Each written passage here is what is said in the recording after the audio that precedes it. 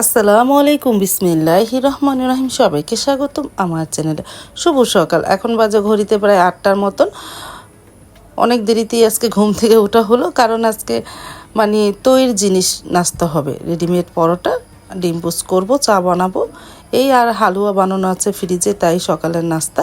তারপরে সকালে একটু দেরিতেই ঘুম থেকে উঠেছি, উঠে দেখি বৃষ্টি তো হচ্ছে, রাত্রে থেকেই বৃষ্টি হচ্ছে। তারপরে রান্নাঘরে চলে আসলাম, হালুয়া ওভেনে গরম করেছি, এই যে ডিম নিয়েছি, ডিম পোচ করি, আর এই যে রেডিমেড পরোটা, এই পরোটার তেল ছাড়া তার মধ্যে ভাজবো, ভালোই লাগে।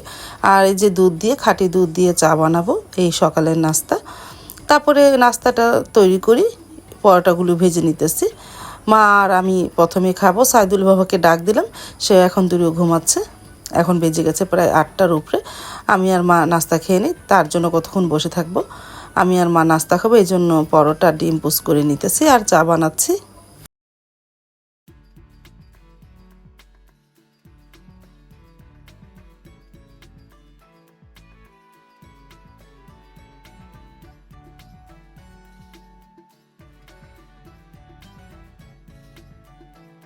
এই যে আমি আর মা নাস্তা খেতে বসে পড়বো, মা খেতে বসে পড়েছে, আমিও তার সাথে খেতে বসে পড়বো।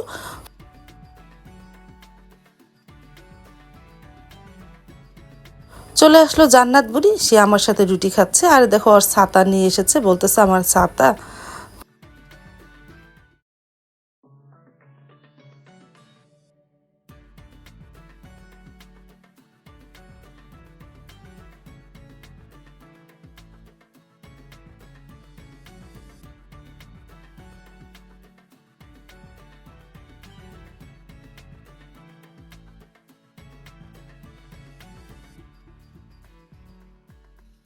আমি তো আস্তে আস্তে পরোটাটা খেয়ে নিলাম ডিম পোচ দিয়ে।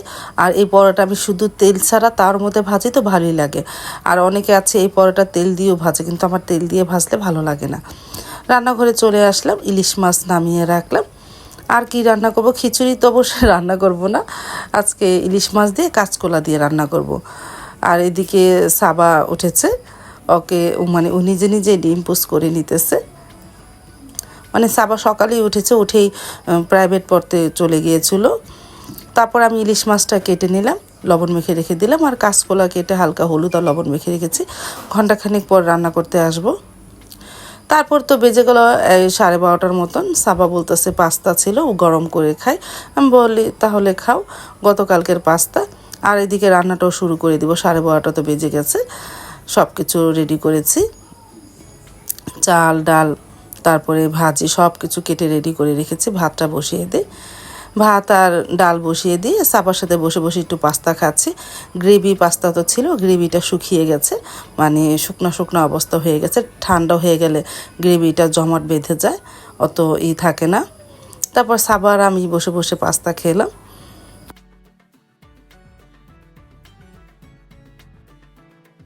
তারপর তো ডালটা নামিয়ে ফেললাম, 2-3টা সিস হওয়ার পর। ভাতটা প্রায় বলক আসতেছে, আর এদিকে কাঁচকলাটা একটু হালকা গরম করে একটু ভাপ দিয়ে নিতেছে, এতে করে কাঁচকলার কষটা বেরিয়ে যাবে।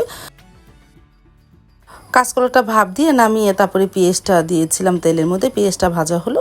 তারপর একটু হলুদ গুঁড়া, মরিচ গুঁড়া, ধনিয়া গুঁড়া দিয়ে মশলাটাকে কষিয়ে নিই। আর ইলিশ মাছে তো মনে একটা আদা রসুন দেওয়া লাগে না, আমি এখন ইলিশ মাছে আদা রসুন না দিলেই বলতে পারো দেই না। এই মশলা দিয়েই হলুদ গুঁড়া, মরিচ গুঁড়া, ধনিয়া গুঁড়া দিয়ে মশলাটাকে কষিয়ে নিই।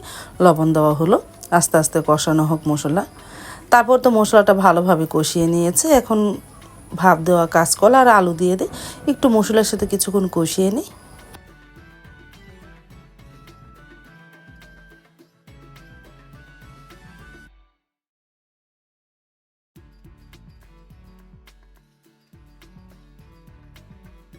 কিছুক্ষণ কষিয়ে নিয়েছে, এখন পানি দিয়ে দিই।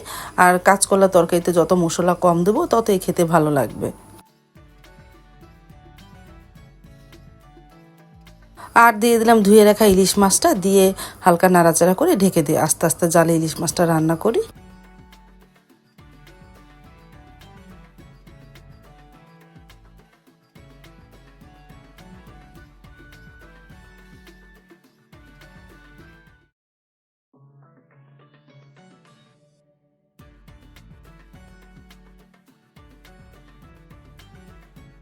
ভাতটা ঠিকা দিয়ে করলা ভাজি করি, তেলের মধ্যে শুকনা মরিচ ছেড়ে দিয়েছি। এখন পেঁয়াজ, কাঁচামরিচ আর দিয়েছি ইলিশ মাছের কাঁইসা মানে করলা ভাজির মধ্যে দিয়ে একসাথে এখন আস্তে আস্তে তেলের মধ্যে ভাজা ভাজা করি আর ভাজিটাও করে ফেলি।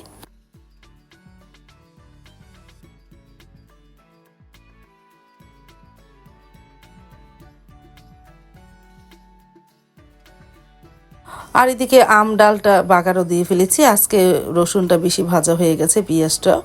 তারপরে দুপুরে রান্নাটা কমপ্লিট করে টেবিলে নিয়ে আসলাম। কি রান্না হলো, উস্তা ভাজি করেছি, ডাল, কাঁচকলা দিয়ে ইলিশ মাছের ঝোল আর ভাত। এই দুপুরের মেনু। বৃষ্টির মধ্যে ভালোই লাগতেছে। তারপর তো দুপুরে খাবার মা সাইদুলের বাবা খেতে বসে পড়লো, সাথে সারামণিও বসেছে।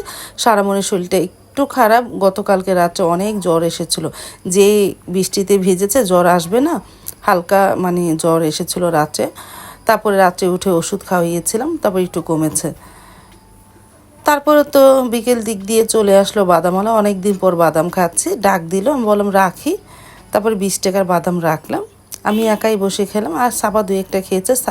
আর সারামণি তো বাসায় নেই, ও 4টা বাজলে প্রাইভেট পড়তে চলে যায়।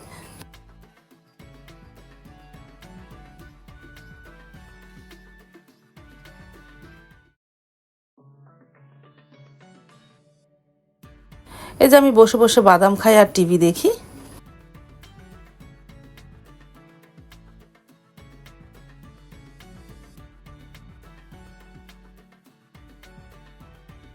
তারপর তো সারামণি চলে আসলো, আর বাইরে তো একটু গুড়ি গুড়ি বৃষ্টি হচ্ছে। আমাদের পাশে দোকানে 2 দিন যাবত চাপটি আর চিতই পিঠা ভাজতেছে। সারামণি বলতেছে আম্মু তাহলে নিয়ে আসে, আমি ওকে টাকা দিলাম, ও আনতে গেছে।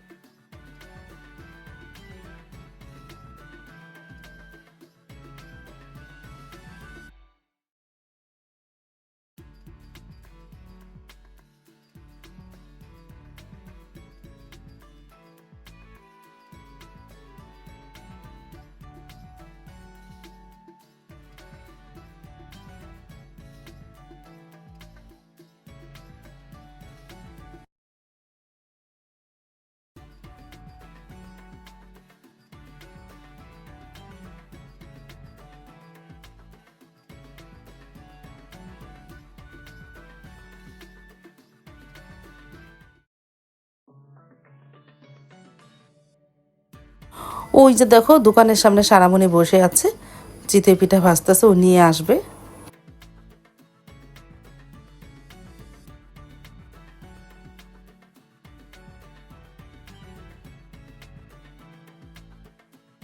নিয়ে আসলো চিতই পিঠা, 2 পদের ভর্তা দিয়েছে, শুটকি ভর্তা আর সরিষা ভর্তা দিয়েছে।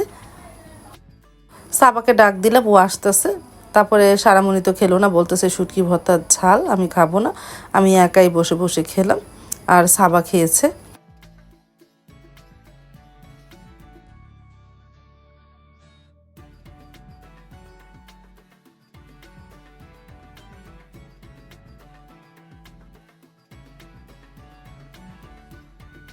সন্ধ্যার পর চলে আসলাম রান্নাঘরে, কাটা পিঠা বানাবো। এটা কাটা পিঠার নারিকেলের শেপটা বানিয়ে রেখেছি, মানে ভিতরে পুরটা।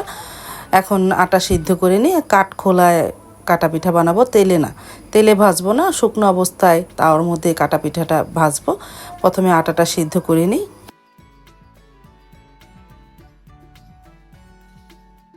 আর দেখো আমার সাথে কাজ করবে জান্নাত বুড়িও আমার সাথে বসে আছে, ওকে একটু মুড়ি দিয়েছি, মুড়ি খাচ্ছে।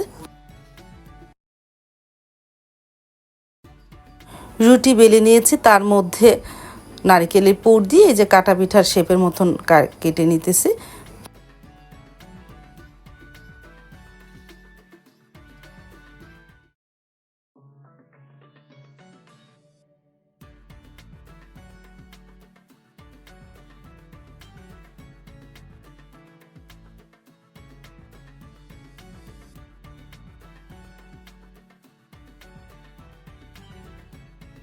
তাও তো গরম দিয়েছিলাম, তার মধ্যে আস্তে আস্তে এপিট উপিট করে ভেজে নিতেছি।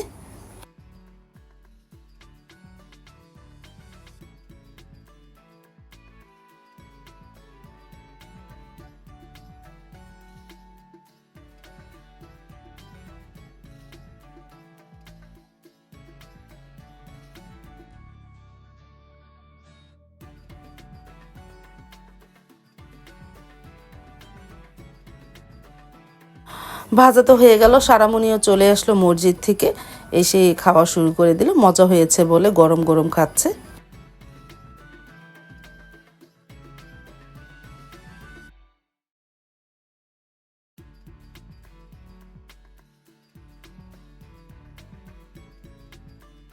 আমার তো কাটা পিঠাগুলি সব ভাজা হয়ে যাওয়ার পর মা এসেছে, আসার পরে মাকে দিলাম খেতে।